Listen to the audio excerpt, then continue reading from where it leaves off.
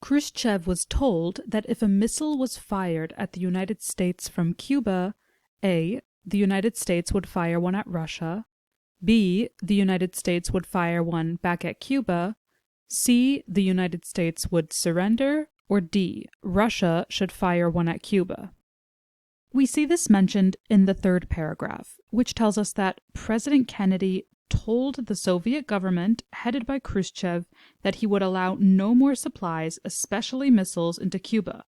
And he told Khrushchev that if a missile was fired at the United States from Cuba, Americans would think of the missile as coming from the Soviet Union and would fire at the Soviet Union.